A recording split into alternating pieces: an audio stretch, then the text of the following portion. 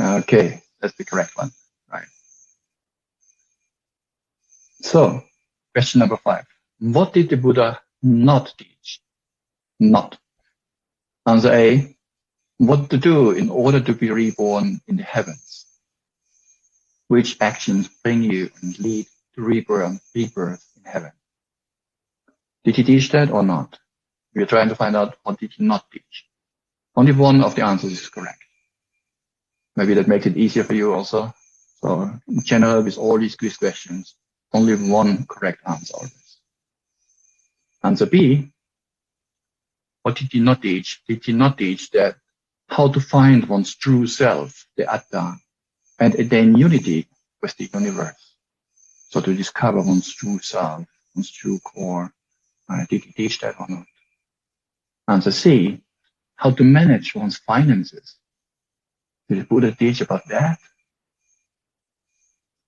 Did he also teach about how to be a good husband and a good wife? Or answer E, whom to choose as one's friends? Wow, the Buddha getting involved everywhere, how it seems. Who to choose one's friends, how to manage one's finances, finding one's true self, how to go to heaven. One of them he did not teach. The others he did. So now it's your time to find out which one he did not teach.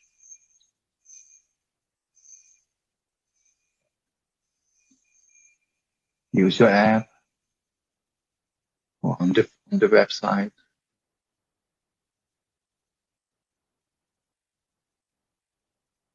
And for those who are not logged in, you can just mentally think what you would answer. That also works. Hi, Bhante. Sorry to interrupt, but we are running a bit short on time. Okay. So we have now covered 45 minutes. Okay. So thanks for the reminder. We were originally thinking also to... We have around 10 to 15 minutes. We have about 15 minutes? Yeah. Okay. I would maybe also suggest we can think about whether we really want to have a long Q&A session, 15 minutes usually, or maybe we just cut it short, maybe just 1 or 2 questions, and then we can move forward with the quiz, maybe cover all 8 questions.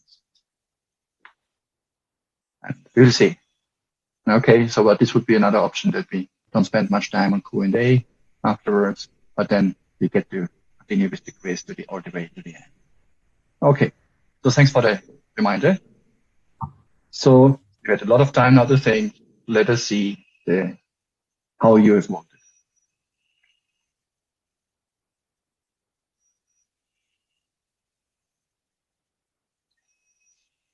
A bit mixed here. 48% answer B, 24% answer C, and then also small percentage for some of the other answers.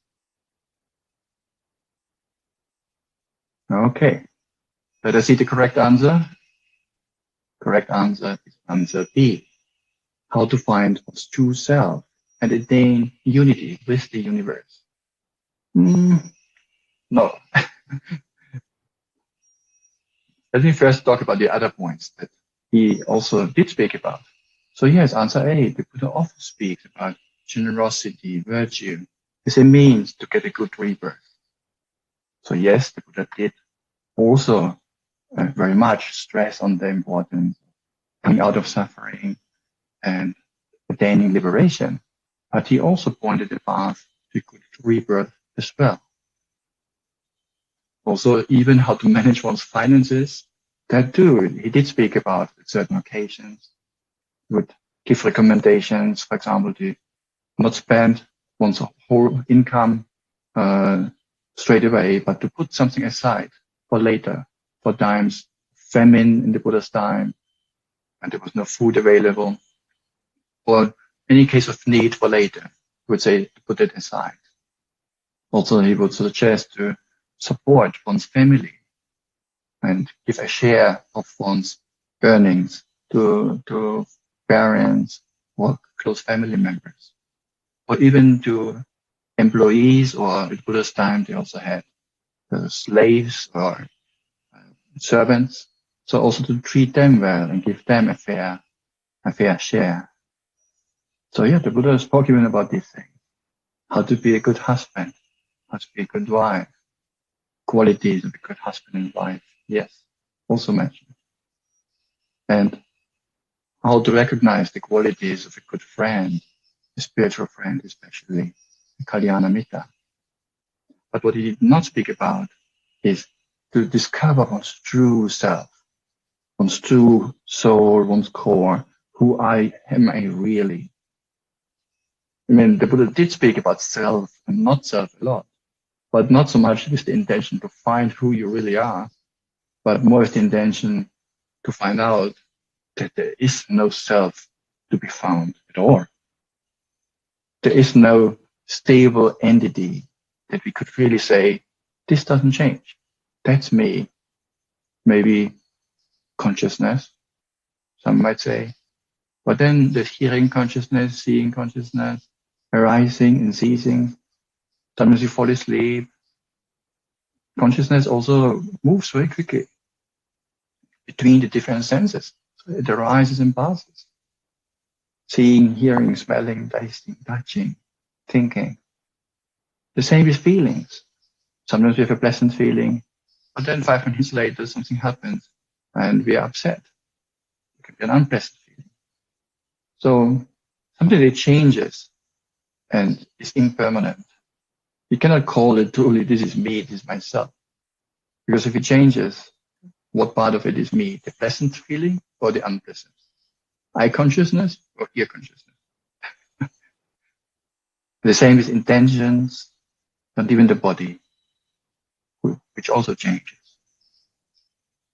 So, no, the Buddha did not teach a path to find one's true self or to attain unity or wholeness with the universe.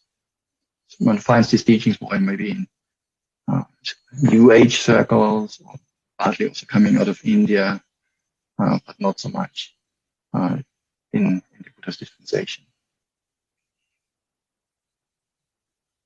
One thing I would like to emphasize here, this question, what did the Buddha not teach? This is generally, a good and important thing to be aware of, because nowadays, with not only real news, but also fake news even apply to the Buddha.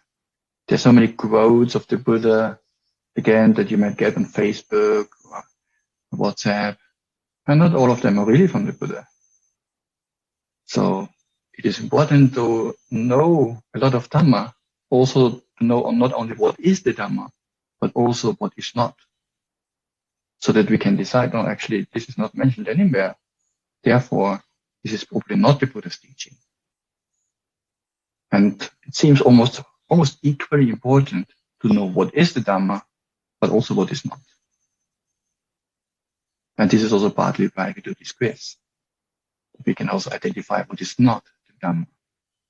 Fake Dhamma, so to speak.